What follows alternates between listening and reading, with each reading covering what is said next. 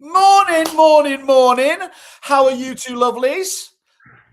Very good. Appreciate we are the invite. joined today by Mitch Handley. How are you, sir? You okay? Looking full Jerry Maguire again. Nice to see. Yeah, all good. Thank you very much. Appreciate it. You okay? You got a little bit of a sideways profile. Is this a new look for us? I'm just trying some new stuff.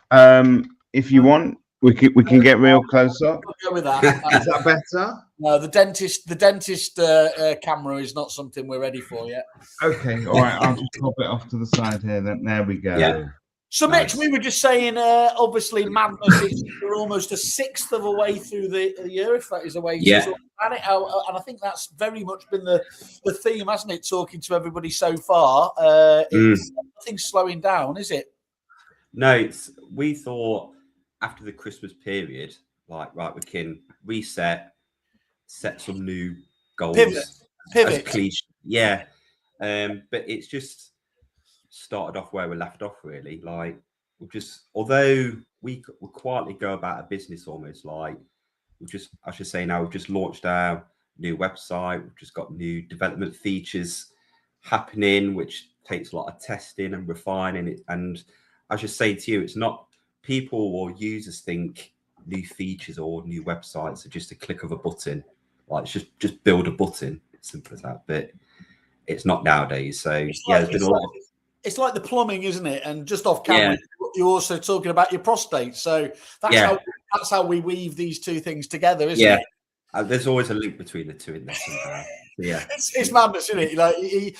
You are right. You do just think how flat some of the websites are, and then you get have to learn things like what content management system, and then, how it's linked to LLMs and all the rest of it. I know, and it's like all the Google Analytics, all your tags and everything, and it's like. Mitch, there's a reality, isn't there? You get so excited about a web project wherever it is. And you obviously, spend a lot of time looking at the functionality, and then there is just that sort of thing where you just get over the line and forget to do any of the content. Then, isn't it? I know. It was more stuff like, for example, people sign up for trials for our website, so that's got to integrate with our database. That's got to integrate with our CRM. That's got to integrate with our Slack, our messaging system. So it's like I said, it's not just name, email, password. There's a lot to it where I'm just like, just get it done, guys. But it's never like that. But you heard it here first. If you are tuning in thinking about hacking the new Inventory Hive website, don't do it. It's too complicated. I know. Exactly. Even we don't know. So, Mitch, your website by the end of the year is likely to be award-winning. How do I know this? Because by the end of the year, Inventory Hive are likely to be award-winning in any given year. You've done really, really well previously. But we all have mixed views on award ceremonies, and there is a sense, I think, amongst suppliers that we all just take our turn at being the kind of the cream of the industry, and it's almost that it's passed around. Do you think it's almost performative that we go through all of that, or does it matter? Where do you sit on it? So when I started working at Hive, one of the first major awards that we won was the EM Masters the year after COVID. They're like the best supply award. And there's loads of award ceremonies out there. You've got like the Esters, EM Masters, Negotiator Awards. You've got like the All the Agents one, and there's always a bit of like debate as such as which is the creme de la creme, almost like which is the one you want to win. And what I find interesting is that all the different types of awards are like voted on differently. So like the EM Masters are all voting by customers, but with that was quite interesting actually, because when we won the best medium supplier, we actually won the best overall as well at the same time, and we didn't really, that came as a surprise because we're a small outfit really compared to like your Streets, your Repits, your Acabooms, your like all the other suppliers in the room, and for us to win that was like was stunning really, because I remember actually getting home from the event, and Rich stayed on to collect the awards, and it was on your table, and it was slurring his words, which wouldn't surprise me after being on your table. And he said, Mitch, we won the overall. It's like, how? We're tiny. Like, how have we won? So, yeah, the reason that one was quite good is because that one is, I quite like the voting on that one, because all the estate agents vote on one page. They see all their suppliers in one list and just choose the suppliers that they want to vote for, which I think is quite good. Then you've got obviously the Esters. We don't actually partake in the Esters. We did try it one year, but yeah, it's kind of, Mitch, is that just down to the fact that there's, in consumer world, it's easy because you've got millions of clients. In B2B world, though, it's obviously much, much harder. And there's only so many times you can go back to your client base and say, look, we're doing this week. Is that an element of it, or? It is. So it's like when we started with Hive, obviously we've got reviews.io. So we've got nearly 400 reviews on there. Then it's like trying to go to your customers. Right, can you vote for us for the Air Masters? Yeah, no problem. All done. Oh, shit. Can you vote for us for the Esters as well, please, while you're at it? And it's like, I feel like customers might get a bit annoyed that I'm only contacting them to say, can you just vote for us here? Then you've got the NPS score side of things. So with the Esters, obviously there's the you've got to subscribe to their reviews platform, which is fine. And then obviously everyone gets shortlisted, so then you have to purchase a table, and then there's like the hidden cost element as well. Nothing's like, I praise the Esters, like everything. It looks a great event, but something we just try and box a bit clever with that kind of stuff. So I know a lot of agents love the Esters. A lot of suppliers love the Esters. I know one in particular who loves the Esters. Christian Byfield has got more Esters than the Crown Jewels has got jewels. And it's like, it is something we'd love to potentially do in the future, but like it's just the reviews. Like, we already collect reviews, and it's hard just to keep on bombarding customers with just requesting reviews all the time. Especially, I think now's when the window's open to collect reviews for the awards. So it's like, it's actually, I think because we've got in this week, it's the 28th is the deadline for the Esters. So we're going to see a lot of love and attention, and obviously emails and socials out there. So that's I think it's a really interesting angle, though, isn't it, in terms of the reviews? When we did the Kerfuffle Awards, one of the things we were trying to figure out is how do we not become how do we not become part of the problem and answer that issue?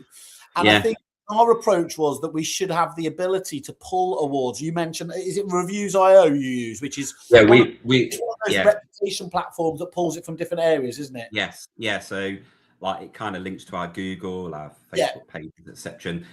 And because we've had that from day one and we've collected the data already, it's difficult just to bin that off almost. So should you? No. I mean, here's the thing: is it shouldn't really matter what the platform is, as long as it's publicly accessible. You should. That's what the approach we're working it on is going. If you use on Google, Facebook, Trustpilot, whatever else, as long as we have the ability to do those. Otherwise, it is you find yourself bouncing around too often, asking the clients rather than actually looking after the business. Yeah, and then you've got like the algorithm side of things. Like, for example, like if you was like looking at an estate agent, and one estate agent had 500 reviews at 3-star, then you've got another estate agent at 50 reviews at 5-star. What would you go for? So it's like, do you go for the one with more but slightly less, or like the one with getting 5 stars every time? Then the next, obviously, then we've got the Negotiator Awards, which is all judges based awards, and we won that twice in a row. And to be honest, I thought I've not really been in the industry long compared to you chaps. Really, I've only been working in property for like 5-6 years. With the Peter Pans of PropTech, we've only been in here. And obviously that's based on judges. And I thought, Oh, that's a type of event where if you sponsor an award, if you one of them exhibit, then you're likely to win something because it's like sponsors kind of award side of things. But I was quite surprised actually, because when we entered for that, I got a phone call off. I've written his name down somewhere. Is this Mitch's hate list like Nixon? No, I was really surprised to get this phone call off Guy Charison. I don't know if you know. Oh, thank God you said Guy Charison. I thought you were about to say Jeffrey Epstein. Carry on. Carry on. And he rang me up and goes, "Are you Mitch at Inventory Hive?" I was like, "Yeah." And he goes, "I'm on the judges panel at the Negotiator Awards, and I want to interrogate you basically about your entry." So I was like, "Oh, so there's actually there's really judges then? Bloody hell, I didn't realise." So, because I always thought, oh, they'll just give it to the person who sponsors the most or buys the most stands or whatever. And then, and then on we didn't actually pay for an exhibition, any sponsorship. We got invited on the TDS table. So the only thing we paid for was a train ticket down.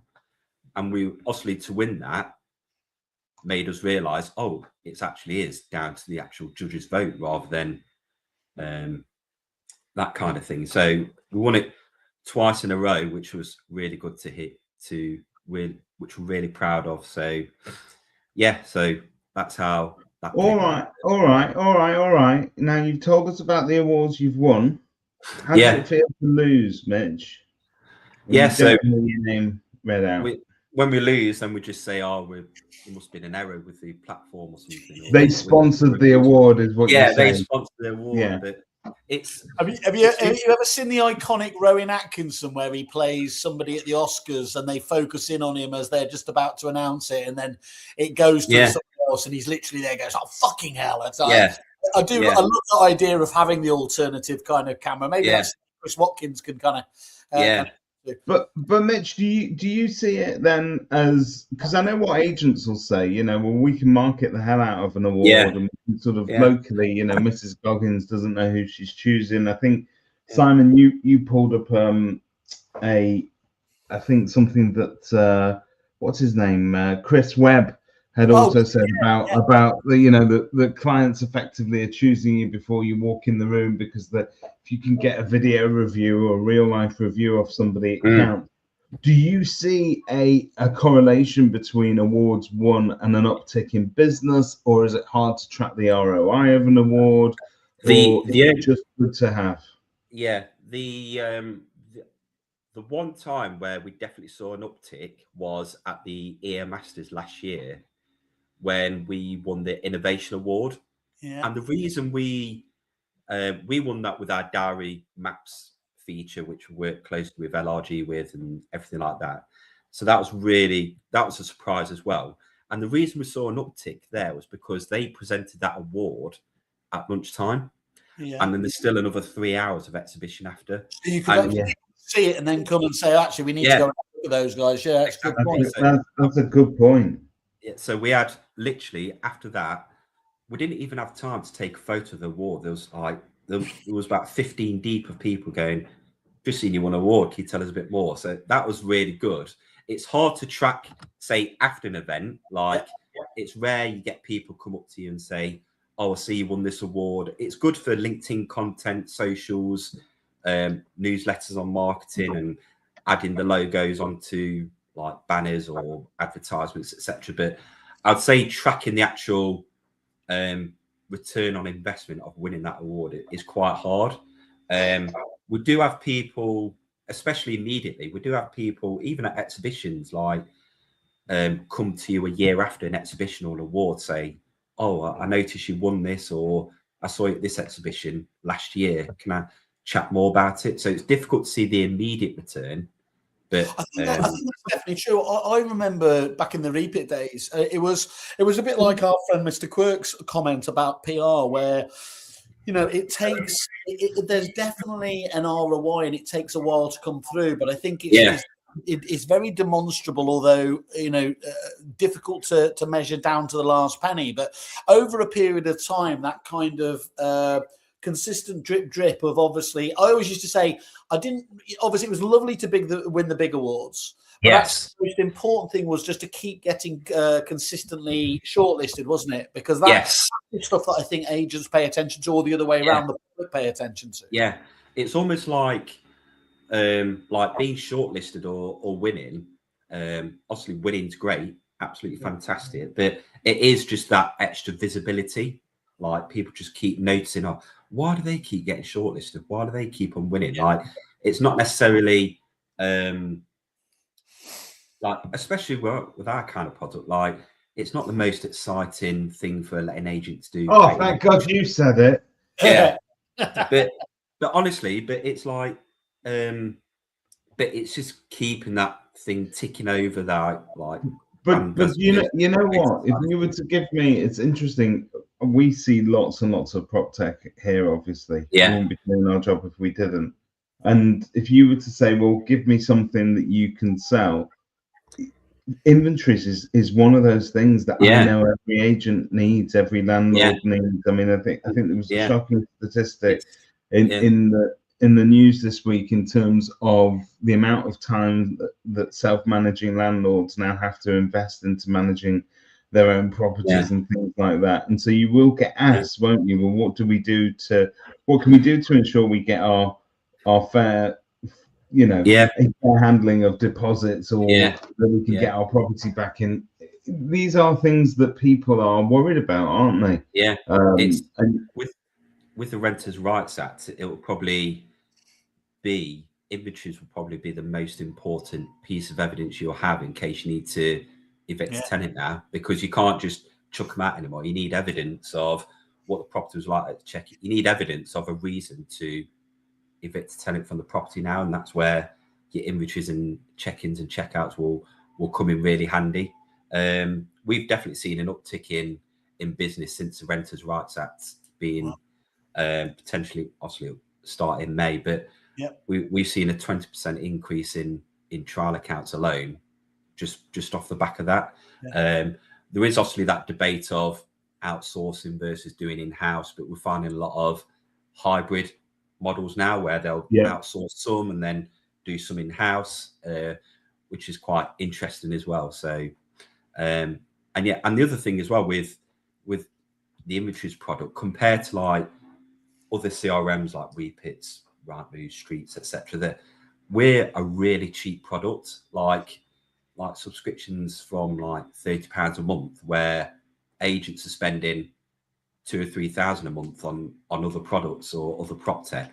And we still get hammered for discounts as well all the time, which is so. Mitch, I'm gonna swear now, because I am gonna. Mintzy kind of took the mickey there a little bit out of inventories, but I'm gonna mention your erstwhile colleagues in the area. You know, you guys, Inventory Hive. Since day one, you guys have on our platform, and I see it obviously shortlisted at the awards, been two of the most shortlisted and indeed awarded companies that are out there. And I think. And I've always been really interested by that dynamic, because, as you said, on the face of it, you could say it's not that exciting. But what it shows to me is an absolute realization from your clients of the importance of where you sit in their world. You know, and yes, there's the most. Me and Mintzy always laugh at it, because we see obviously the stats about what are the most searched for categories, and CRM obviously in there. But anything you can talk about prospecting, the more listing to pay for this gets the attention. But what I think really comes through with the products that you guys provide is that it is there.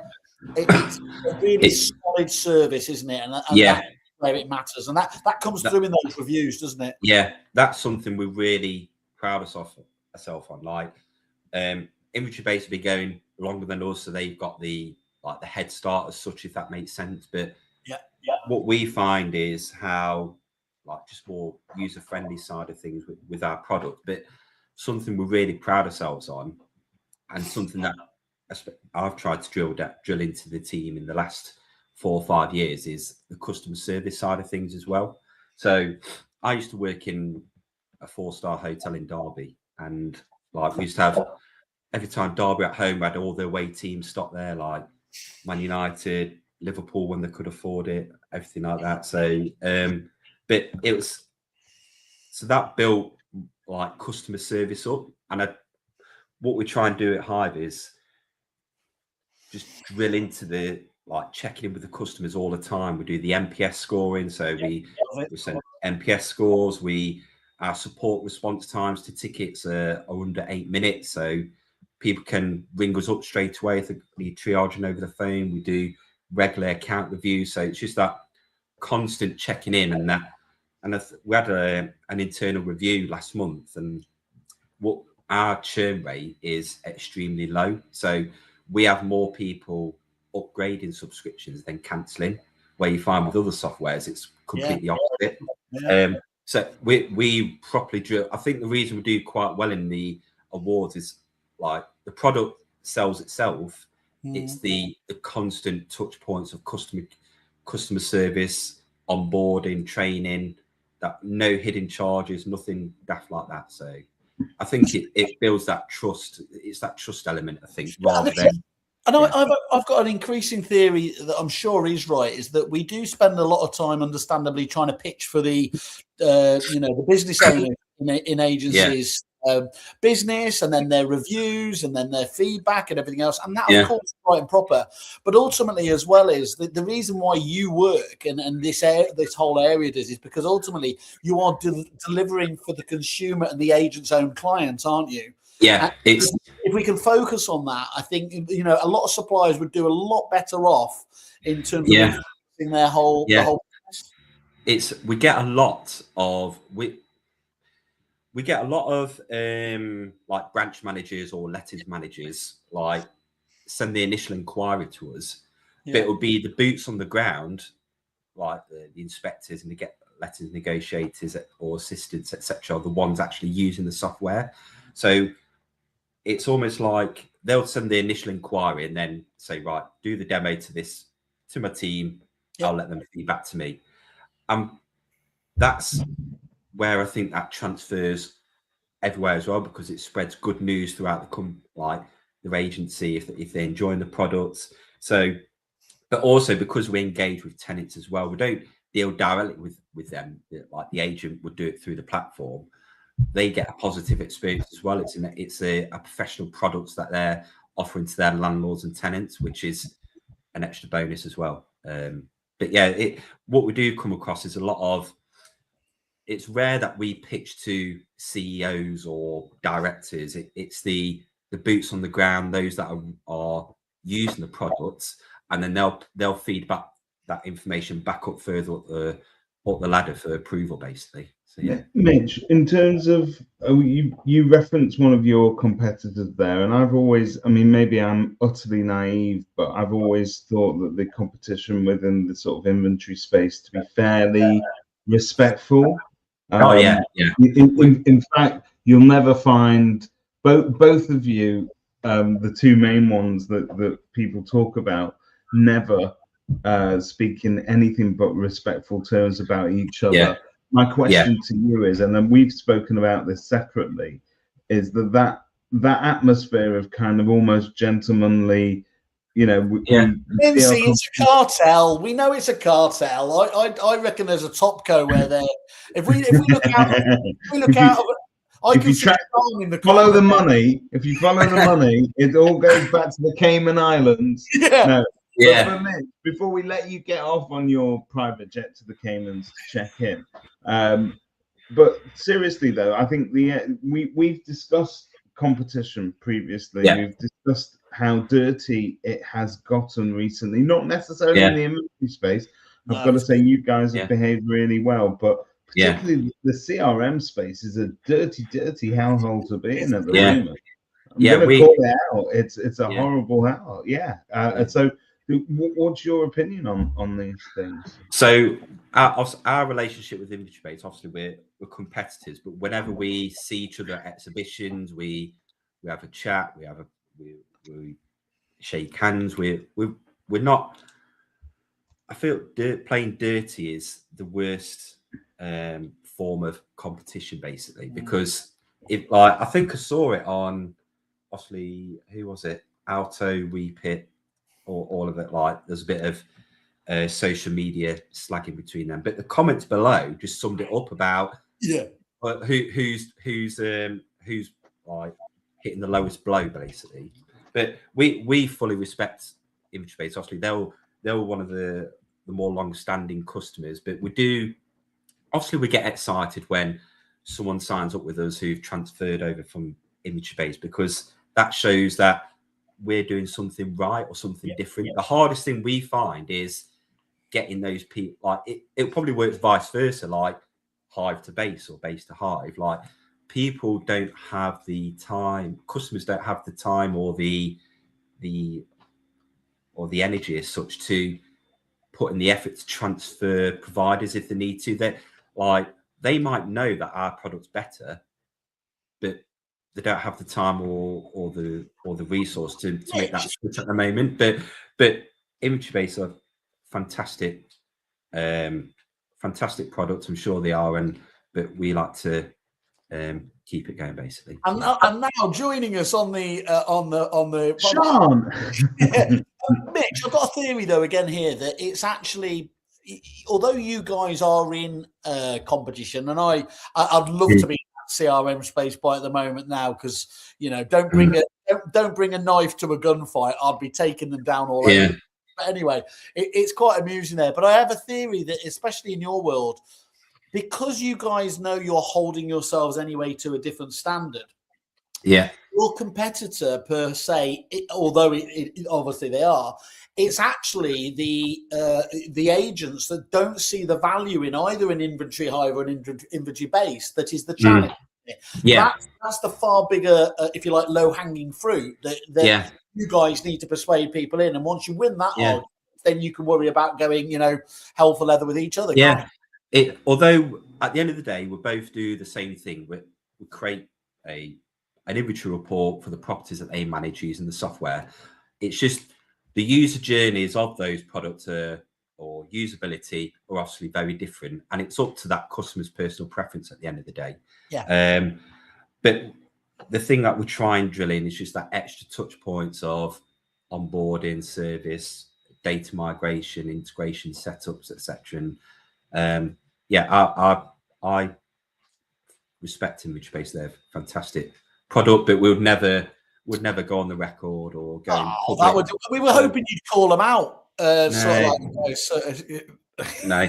Or I think a good quote my dad used to tell me this is keep your enemies close. Is that what they say? Okay, I'm messaging Steve Rad now. I'm saying he's cool. No. What's the not the end? It's keep your friends close. It's close still, isn't it? Yeah, and when my dad was a director, like he used to, they almost like kind of not work together, but I know the competitors, but they'll still potentially share ideas or share pain points or something like that. So I genuinely, back in the day, as I said, me and Trevor Ewins were far too friendly. That's not like kind of an expose. But actually, yes, you want to absolutely, beat each other in the marketplaces, all that. Yeah. Friendly, very competitive rivalry. But actually, having conversations with your competitors often leads to more opportunities. Yeah, it's like we'll just have conversations like, what events, like when we catch up, when we see each other at exhibitions is when we mainly have a chat. But it's just, how you doing? What events are you doing this year? Blah blah blah. It's not. We're happy to. You're not slashing their merch or anything like that. No, nothing like that. We're not cutting the wires to the. You know what? You've just honestly. I mean, I'm not saying that we're not grateful for you coming on the show this morning, but you've killed what we had planned for Kerfuffle Con this year. You're going to go for a UFC style. It was going to be Ron Burgundy, where they fight in the car park, basically. Let's just look at some of the comments. So Christian said that product training and support are equally important. The most common complaint you hear about PropTech usually isn't about the product, that it's costly training or support of this. That's what they're talking about. Agents have enough stress and stuff to juggle. Using your product and service shouldn't add to it. It should take away. And, if you listen to what Sharka's got to say, hey, Sharka, agree with your comment. All I want as an agent is a product that saves me time and money, not the other way around. fast support and training are the key parts. I had no idea that Sharka was an estate agent till yesterday. I just assumed she was turning up to all of these events. She highlighted that the other day. No, there's only one person that's never been an estate agent that just seems to turn up at every event. That's Simon Whale. Hey! Agree with the above, Kai Logan. Onboarding has been our pain point recently, and in particular, the surface and lack of communication are that hugely important stage. Hang on, is he having a go as a client? Is he having a go at us there, David? Is this his way of getting our attention? We like to do onboarding via telepathy. It either works or it doesn't. Business is like rugby. On the pitch, it's do or die. But the moment the match ends, it's hugs and beers. And drinking each other's urine. So thanks. Yes, lovely. Yeah. I think that's really, I think that's really interesting, just in terms of the approach. Asking you the question, Mitch. So we've got obviously the lovely Mr. Byfield here. How important do you think it is that you talk about, obviously there you can obviously be civil with your competitors, but how important is it as well to have relationships with other suppliers that my perception would be interesting hearing from the agents is they really do want other suppliers to work closer together, because I think that's where the good stuff happens.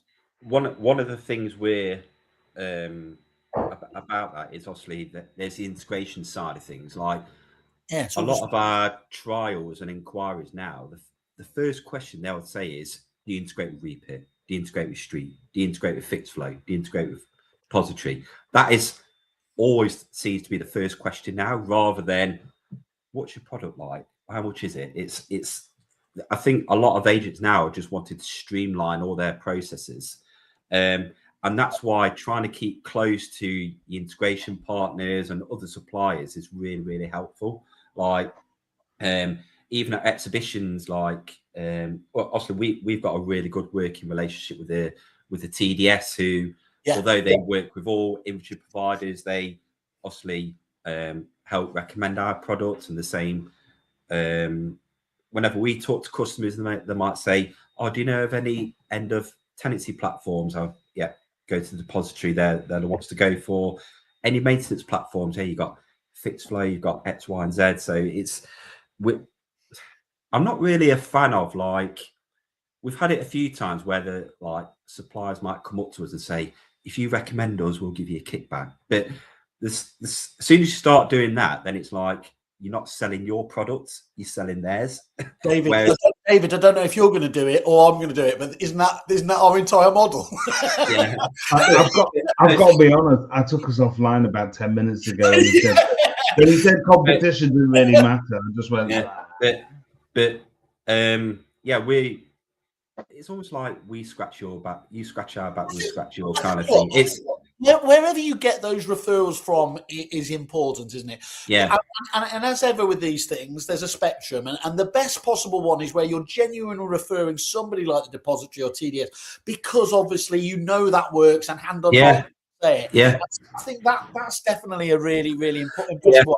Where do you stand in terms of, just as a matter of interest, because you've done these and you've always had this policy of having great integrations directly. Obviously, are you on board with Glue Dog? Have you seen we're going that side of things? So over the last year or so, obviously we try and build integrations directly, obviously through Depository, SME, Repeat. With integrations, that people think integrations are easy to build. Oh, they're impossible. I know. It's like, because it's not just importing a property from SME or Repeat to Hive. It's got to import over, it's got to apply a template, it's got to apply the rooms that are in Repeat, it's got to pull over the tenants details, whether it's a single, joint, multiple tenancy, HMO, it's got to pull across the exterior photo. It's not, we said earlier, it's not just a button these days. It's so hard to invest your development time in building integration. So we've sorry then, Mitch, and then one change, either them doing an update or you doing an update, can impact as well going that way, can't it? The amount of times where we get an issue, or well, not an issue, but like someone might say, oh, my property's not imported over. And then we'll reach out to that CRM support and say, what's happened? Oh, we've done an update. We've just not quite communicated it. So there is that domino effect. And then that kind of makes it look a little bit bad on us because I think it's our problem, or sometimes, which it might be our problem, but it's if you delete one line of code, it affects everything. Yeah, so we're definitely on board with GlueDog, and we're due to announce something in the next within the next month. So, well, I saw because this week in Estate Agency Day, one of their big announcements, and we, just for those people that aren't aware, GlueDog is like a Zapier kind of tool, which is called middleware. So, the advantage for ourselves as suppliers, Mitch, isn't it? Yes, you can do integrations with the likes of Repick, Street, and Alto, and get into quite client bases, but then there are still 15, 20, 30 other CRMs outside of here, and what GlueDog's offering is that one point of integration there, and from the agent's point of view, that they get that stability of their tech integrated. So I saw Agency Express, I think Nesty and GlueDog were doing that three-way integration. And I think that gets that starts to feel like that's the way it should go, isn't it? Is and also with the integration side of things, it is a lot of development resource, and with GlueDog taking on the burden of that basically, and the onboarding and supporting, it helps free up us to do some additional development where we need to invest it, like and the AI side of things, and far better from your client base that actually they see the core product being developed forwards rather than just another integration, which is great. It doesn't move the dial for anyone else, does it? Really? No, exactly. It's the good thing about integrations is you're tapping into other customer bases, that's a big one. So like when we did the SME integration, we had like an influx of obviously your Belvoirs, your Scottish agents, which is great because it's an extra customer point to tap into. That's why we want to do more integrations, but with how difficult they are to build, we've gone through the GlueDog platform, and Here's a question for you. Do you think the average estate agent's customer, so the actual end beneficiary of all the services that we provide, because I know that when we, certainly in the sales process, we'll go in and when we pitch in the room, we'll say, look, this is our process, this is how we onboard, this is how we progress sales, whatever we think our secret sauce is. Do you think that lettings agents, particularly who tend to be sort of more tech heavy, is there a sense that any of them are going into the room going, hey, Mr. Landlord, I want you to understand exactly how much tech we invest in here to deliver the type of service that we do? They don't see that, do they? It's like it's done well. A good example is, I'm going to take my local golf course as an example. I knew you'd get it round to that. I know. Scratch. So they spend 60 grand on a new mower. Yep. But it doesn't make the grass cut better, does it? You know what I mean? It's like it's just you got to replace it. Like the member or the golfer doesn't see that, do they? It's like buying. It's like if you go to a pub and the bar's like got some new taps on or something, or I love the way you brought this analogy back. So that it's something you don't see, but it's something they've invested in. Yeah. But the landlord or the tenant or the end consumer doesn't see that investment or the cost. It's so you could almost go down that route. I think what's right there is, it's a bit like chefs say that obviously their joy of enjoying food and going to restaurants is kind of spoiled because when they're there, they're seeing it with the chef's eye. And it's like we ourselves probably are noticing things that are happening in the background. But by definition, that point about actually, if you don't notice stuff, that's normally when it's working right, isn't it? When it happens. And Christian's just put a great comment about like the cost of the Reaper integration, which is 6 figures, which is the amount of customers you've got to get on board and maintain just to recoup that cost is massive. Christian actually emailed me last week about an integrated customer we've just on board, that they've just onboarded, and very slight issue, but it was rectified within 1 day. And the thing about that is that, and he also mentioned earlier on as well about relaying that information, is getting it rectified quickly. But sometimes we don't hear from other CRMs that we integrate with for a few days, which then drags on that issue. Whereas making sure you're getting that rectified straight away does create that domino effect of customers being happy from both sides, depository and Hive, and it's all put to bed very quickly. So, yeah. Charging for integrations, do you think that is? I mean, obviously that's a way that CRMs can make money. I'm a fan of not like I see it as you're a fan of not paying. Yeah, I see it. I think the benefit is you making that customer stickier if you've got an integration for both of you, for both of us. Yeah, I think isn't it fine if it's fair? I mean that's what it's coming back down to again. It's great if you can absorb it, but there is a lot of agents do talk about the CRM tax, don't they? Where because when they do these strategic relationships and partnerships, they're charging such a high fee that actually ultimately it does get it's a bit like Trump's tariffs, just to take it back to the you know, it is a tax then on the agent at the end of the day. Yeah, it's someone's got to like. There are some integrations we can't absorb the cost on, and it's not something we ideally want to pass on to customers because it is additional work to set that up on our payment system, to maintain that, to review the costings. Whereas, I'm not a fan of charging personally, but only because I think it just makes customers stickier anyway.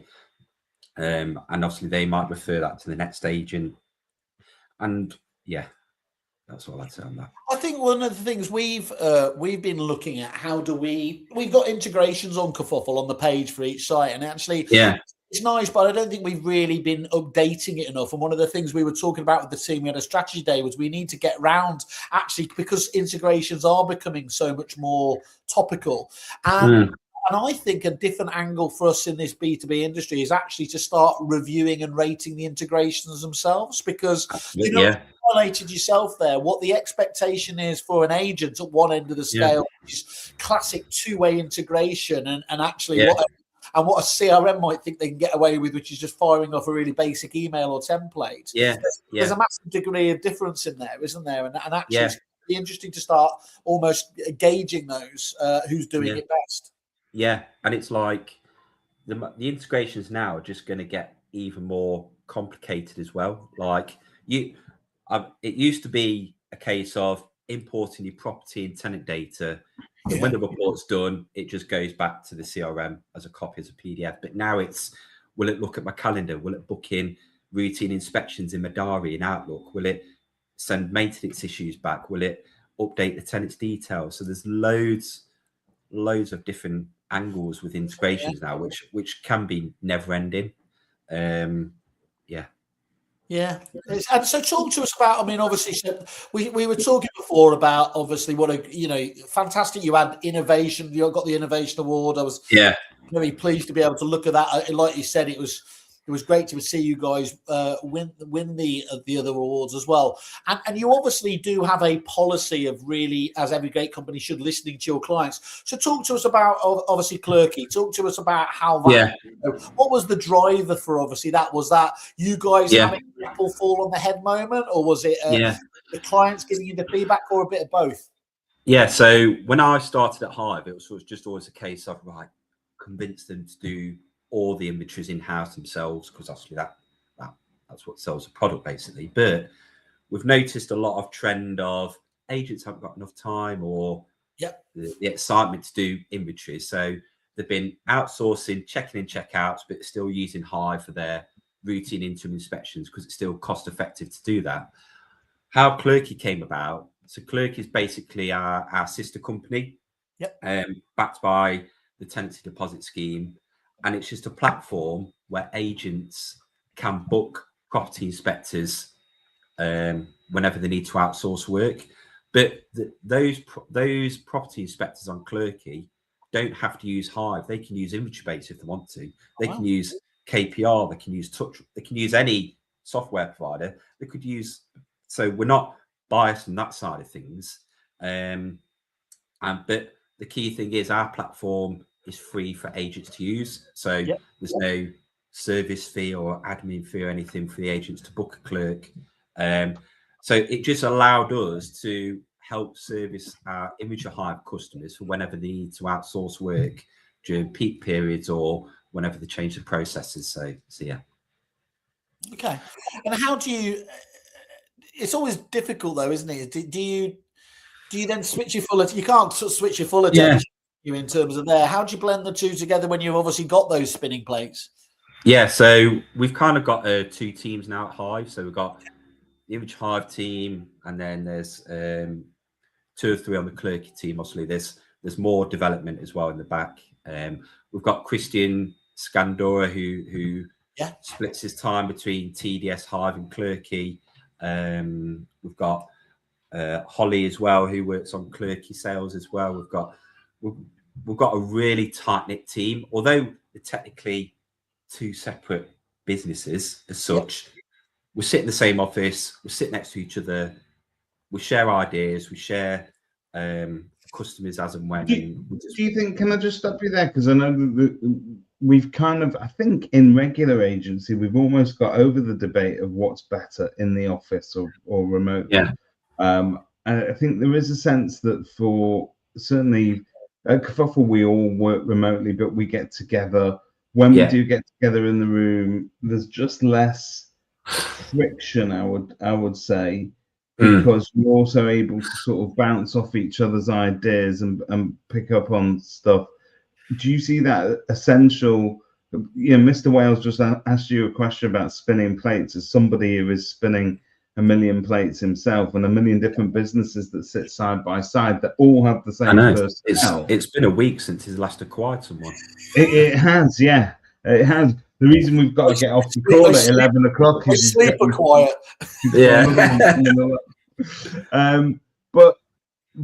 But in truth, do you find that one of the essential ingredients to managing good teams and separate brands that sit side by side is actually having all of those brains in the same room? Yeah, it's so we work remote, but then we do have we do sometimes go into a co-working office in Lichfield where we all get together and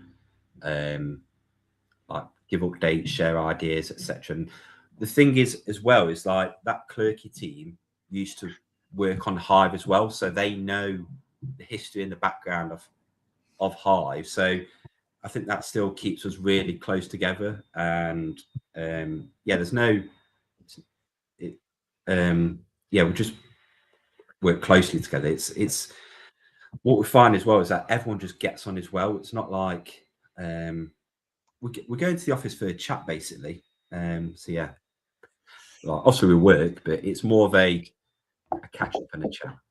Just to go shoot down anyone who calls me a champagne socialist, just to let you know, Mitch, I used to do a bin round in Lichfield. So I did. Was it the Ruby Chinese? I used to pick up from. Right. Okay. Yeah, it was. Is that eating out of bins after a night out, Simon? Or I think you'll find there is a phrase for that, isn't there? What do they do there? Those people that are free. Is it freeganism or something like that? Yeah, it's those too good to waste people, right? Where they go around picking out. I do quite like the idea of a PropTech bin that Simon's going to forage through. That'd be on the next. PropTech bin is Kerfuffle. Yeah. Mitch, what do you see? What do you see in just in terms of the wider trends in agency? I mean, the way look. You don't have to go down the AI route and that, but are you broadly kind of positive about 2026? Are you the agencies going? Well, I mean, obviously you're doing some exciting stuff, so I know you're a glass half full person because I've been out with you. But well, what we found is a lot of the trends this year is that a lot of agents are looking at AI, but they are a bit skeptical of it as well. They've got some we've been developing AI for a number of months now. We've been saying for about the last 6 months. We're going to release it next month. But there's that constant refining and making sure we're not just releasing AI for the sake of it. We've just got to make sure it's absolutely perfect for what our customers need. That's why it's kind of taking slightly longer than expected, because we might think, right, we've got it ready, and then there's like, oh, we could do this a bit better. So we just want to make sure we're getting that better. Is that a challenge? Is that almost like the old VHS Betamax, just to age myself argument there, though, that you don't want to go too soon for fear of going down the wrong route, or is it just we don't want to go too soon, so then that product falls, well, not flat on its face, but it's like, oh, it wasn't working like customers we don't want to demo it to customers, they get underwhelmed and then it just fizzles out. We want to make sure it's something absolutely bang on what they need from the outset. So we've got that releasing next month. There you are. Look at that. And there's a sense as well that you don't want to be beta testing stuff on valued clients. They don't need to be like guinea pigs that are just testing stuff for you. But what we're finding is we still get agents signing up for trials or ringing us up saying, oh, we still do inventories on pen and paper. Like, oh my, how are you surviving? Like, it's mental. But I think what we're seeing is a lot of agents wanting to streamline the start of tenancy process all the way to the end, and we sit perfectly in the middle of that, and that's why we're seeing a lot more inquiries on that side of things. But I think agents are just trying to box a bit clever now with their outgoings and their tech and operations. Yeah. I think, look, Chris has just nailed it there, hasn't he? It'll never be perfect. I think it's and the agents that are talking to us and talking to the likes of Mal and all of these amazing AI tools that are popping up there, aren't they? It's just a case, I think, getting on the train a little bit and then trying to find what works, and because it is, you're absolutely right. You need to make sure you're not going into full guinea pig mode, do you? Where the agents feel like, hang on, we're testing this all for you. But the other thing, it's only really when it hits the wild like that then develops on a pace. Sometimes we can get too close to the product. I think so. Yeah, that's that's why when we have done testing and beta testing, we just handpick 2 or 3 customers, and that's why the feedback we get back from those enables it to develop it further. Because when we released it for beta, it was like, this is great, what we wanted. Customer tests it. Oh, it's not what I want actually. So that's why we've constantly had to refine things. That's why it's important not to get too close to the product. Yeah. Do you think that's a really interesting point? That though, that going back to before, one of the challenges of integration is because a lot of the CRMs do customize it and agents use it in a different way.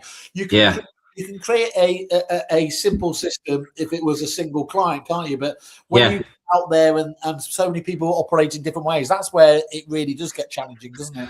Yeah, it's like our platform's been, we've got 700,000 managed properties on the platform. Wow, everyone's really happy with how it works. We're actually really busy in the build to rent space now. We've got 70% of completed build to rent units use Inventory Hive, and I think that's just down to the core product. The minute you start tweaking things specific for customers, we don't mind doing that, but then it might work well for them, for that customer, but not the other 80% of customers. So you've got to make sure it's a happy medium for everyone. But we must be doing something right if we've got that many people on the platform. That's staggering. We always challenge ourselves, because I think, and then if it's true for us, where we think we know something about a business because you're so familiar with them, actually, what percentage of agents, for example, didn't know that that's the level of scale that you have in terms of it? That's an amazing amount. Yeah, it's like what we try and do now is sometimes with customers, they onboard them, get them set up, then just let them fend for themselves, where we try and check in every 6 months and tell them about the latest updates, what's been happening, what they might not be using, what integrations they could set up. It's important to constantly check in with your customers to make sure they're still active, basically. Yeah. Just looking at that, that's going to be far more. You're looking after far more managed properties and everything else there than actually lots of the CRMs, aren't they? I mean, I can't think too many that cover that. And I think a lot of that is obviously we're really busy in the letting agent space, obviously with Property Mark members, etc. But the build to rent space and the student accommodation space is really starting to take off as well. Like what we found with build to rent is in that industry, although they are different operators, they all team up, they all share, they all tell each other what platforms they're using, what CRMs they're using, what imagery software they're using, and it's just a bit of we're more protective, more sort of guarded in ours, yeah. Yeah, like well, they're huge companies that back this. I mean, we're talking about massive PLCs that don't necessarily treat I mean, we're dealing in a much smaller business world than they are. They're at a different level. It's like they're massive, millions and millions of pounds of investment going to these companies. Like you've got like Lloyd's Living, Lloyd's Bank now taking over the build to rent space. Like and it's like whenever we do events with build to rent, everyone's talking to each other. Like I know estate agency and letting agency, there's a great community there. Maybe a bit more competitive than build to rent. Build to rent, just everyone's on the same. Trying to think, choose my words carefully. Everyone's a bit more collaborative. Yeah. Yes, that's the word. Yeah. Friendly. Yeah. They are in letting estate agency, but there is that, you can tell at a Property Mark conference, there's that competitiveness in the room between all the agents. But they've all got the same vested interests, haven't they? They're trying to deliver a standard of living with add-ons and whatever else that to the rest of the seems quite in a normal sort of world where cost of living crisis has become something that we talk about. That level of living, it almost seems like opulence, doesn't it? And to deliver that, I think you need consensus in that little sort of industry, that this is what students want, this is what people want.